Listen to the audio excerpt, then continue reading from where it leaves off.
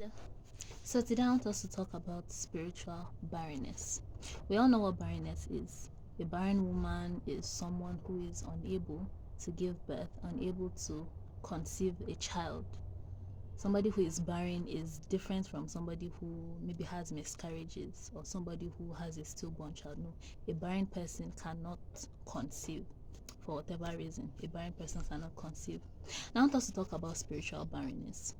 When I realized this topic, the definition of barrenness that came to me was that a barren person is somebody who is unable to hold life in themselves. The same way a barren woman is unable to conceive a child, is unable to her body is unable to host a living child, a living fetus. It's the same way a barren person is somebody who is unable to hold life. The person is alive, but the person is unable to host life. And when I did some thinking and I tried to think about it, that what does this mean when somebody who is alive is unable to carry life in that person? That was when I realized that there is actually something called spiritual barrenness. Somebody who is barren spiritually is fruitless. The person is unproductive. The person is alive, just unproductive, dry. The person is just there, being useless spiritually. You might be going to church, you might be part of the workers in your church and still be spiritually barren. You think you are serving God wholeheartedly, but you are not. You think you are active for God, but you are not. You are just there. You are just there. You are alive, you are alive, but you are just there, useless. So God is just seeing you just there. You're not doing anything for God. You are not productive for God. That is what it means when you are spiritually barren. Many of us are spiritually barren today, just like the fig tree that was mentioned in Luke chapter 13, verses 6 to 9. Just like that fig tree. Many of us are barren. In that particular story, Jesus was speaking in a parable where he said a man planted a fig tree. The man came back to check on that tree whether it has yielded any fruit.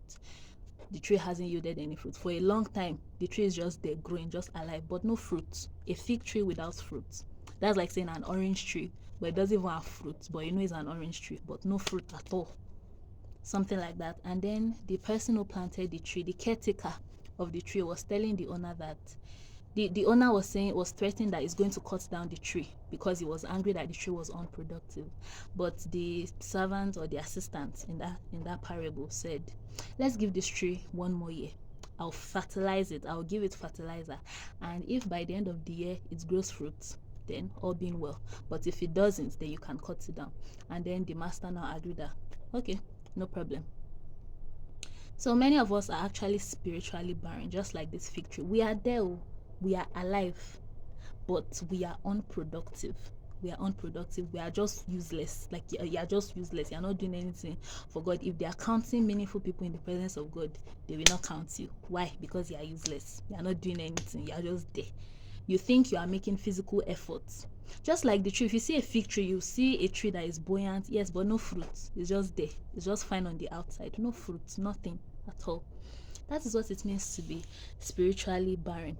And the reason for the barrenness of that fig tree was the reason for its impending doom. The reason for the barrenness of that fig tree was the cause of the impending doom. It was because of that barrenness that the master in that parable, the man in that parable, decided that he's going to cut off that tree, he's going to destroy it, cut it down. It's useless because it doesn't have fruit. It was because of that barrenness. The same thing applies to us today. If you are spiritually barren, unlike physical barrenness, spiritual barrenness can actually be intentional. You can choose to be spiritually barren. And some people's spiritual barrenness may be as a result of attack, being under evil influences or whatever, but you can intentionally choose to be spiritually barren. So people who are spiritually barren, they also have an impending doom waiting for them. Because if you are barren, if you keep being useless for God, a time will come when God will cut you off. But many of us don't know that we have a deadline to meet. Like there must be a deadline that you have to just stop being barren at this point. If you keep being barren past this point, you'll be cut off. The fig tree had just a year just one more year to be productive, otherwise the tree will be cut off. Some of us too, we all have deadlines for when we have to be productive for God.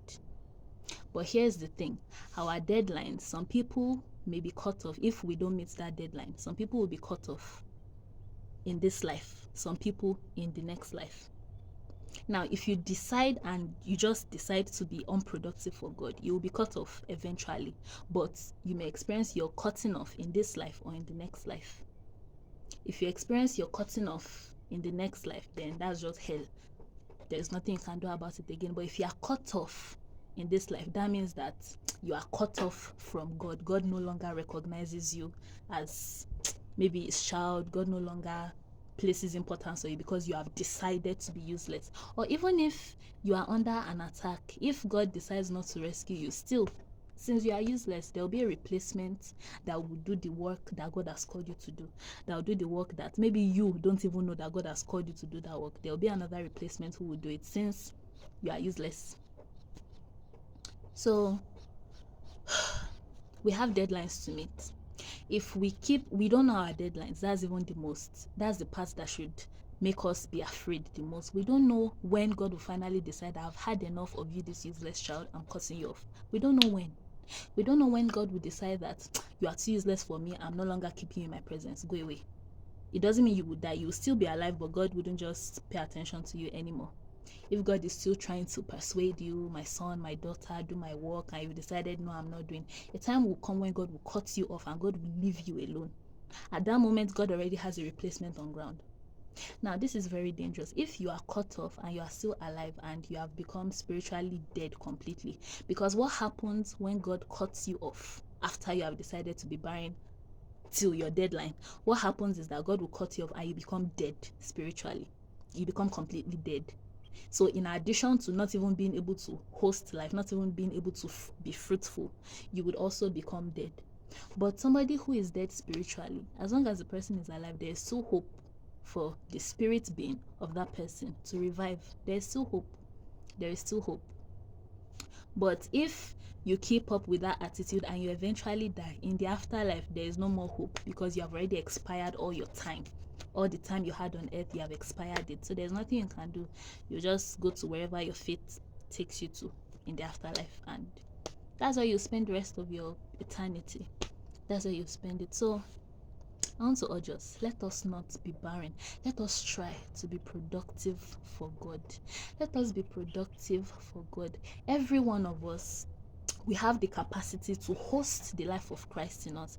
It is when we host the life of Christ, that is when we become spiritually productive.